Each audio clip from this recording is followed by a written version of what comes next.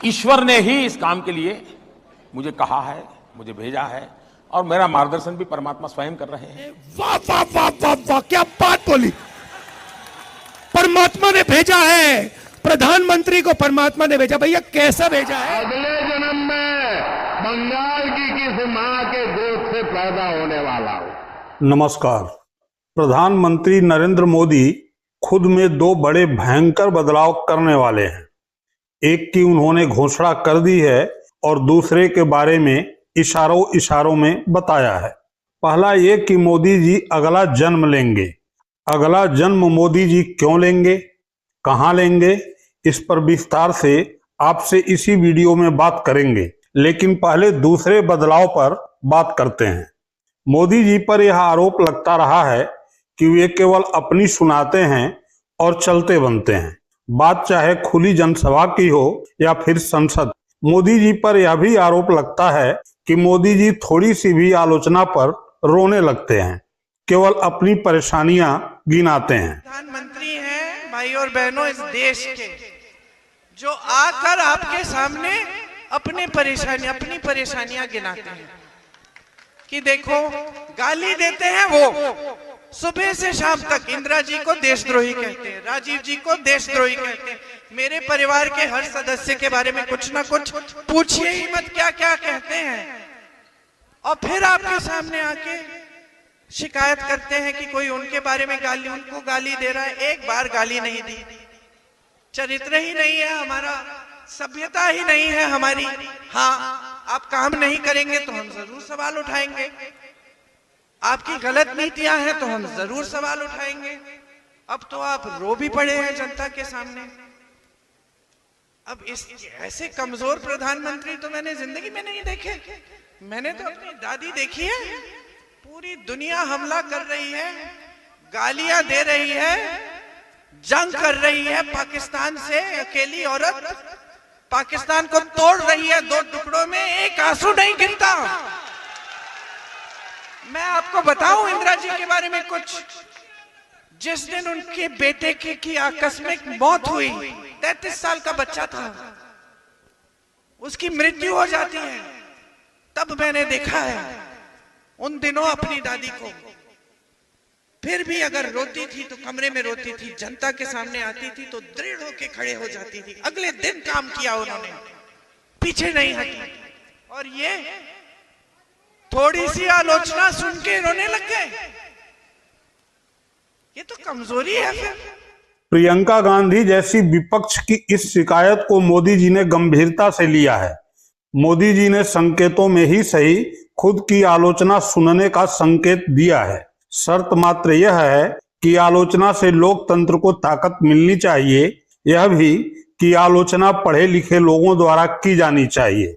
आलोचना के डर से महीने तक संसद में न आने वाले मोदी जी ने अब यह भी मान लिया है कि अच्छी सरकार चलाने के लिए अच्छी आलोचना जरूरी है। सुनिए मोदी जी को। जो लोकतंत्र को ताकत मिलनी चाहिए आलोचना से, दुर्भाग्य से इन दिनों वो सौभाग्य हम लोगों को नहीं मिलता है कि अच्छी सरकार चलाने के लिए अच्छी आलोचना बहुत जरूरी है। और मैं तो ईश्वर से प्रार्थना करता हूँ कि सदन में भी ऐसे लोग चुन करके आए जो विपक्ष में हो, मेहनत करे, अच्छा स्टडी करे, सरकार की कमियों को निकाले, तो देश का भला होगा। मोदी जी खुद में जो दूसरा बड़ा बदलाव करने जा रहे हैं वह पुनर्जन्म है। आपको याद होगा ही कि कुछ दिन पहले मोदी जी ने अपने वर्तमान जन्म पर बात की थी। तब यह सवाल खड़ा हो गया था कि मोदी जी बायोलॉजिकल हैं या नॉन बायोलॉजिकल। क्यों?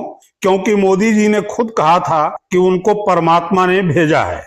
मैं अभी भी मानता हूं कि ईश्वर ने मुझे किसी विशिष्ट काम के लिए भेजा है, किसी पर्पज के लिए भेजा हुआ है, वरना मैं जिस जिंदगी नहीं जो मुझे यहां ले आए।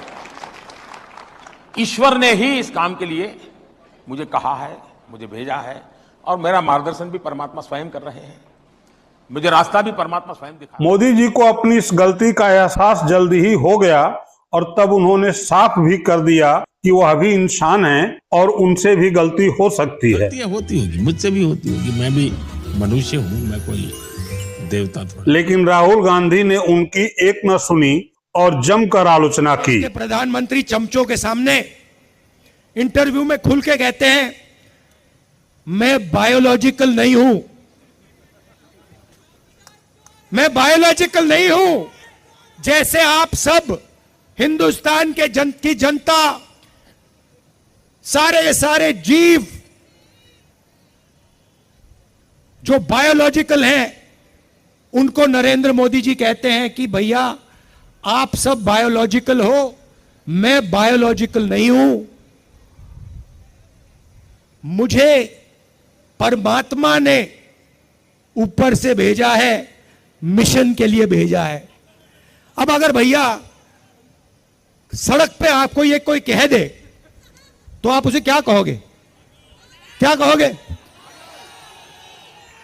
उसे कहोगे भैया माफ करो, काम अपना करो, हमें अपना काम करने दो। और उनके चमचे क्या कहते हैं? वाह वाह वाह वाह वाह, क्या बात बोली, परमात्मा ने भेजा है, प्रधानमंत्री को परमात्मा ने भेजा। भैया कैसा भेजा है?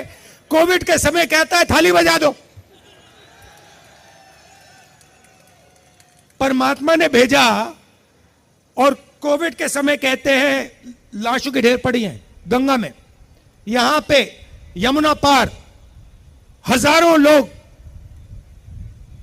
अस्पतालों के सामने, अंदर नहीं सामने लेटकर आखिरी सांस तोड़ रहे हैं। और प्रधानमंत्री आते हैं, कहते हैं भाई और बहनों, नहीं प्रधानमंत्री नहीं, जिनको परमात्मा ने भेजा है वो आके कहते हैं भाई और बहनों मोबाइल फोन की लाइट जला दो। फिर युवा कहते हैं भैया हमें रोजगार दीजिए। जिसको परमात्मा ने भेजा है वो कहते हैं भैया एक काम करो, ये जो नालियां होती है ना, इसमें गैस होती है, एक पाइप लो, उसको नाली में डालो, पाइप में से गैस निकलेगी, गैस में आग लगाओ और पकौड़े बनाओ। भैया परमात्मा जी आपने कैसा आदमी भेज दिया?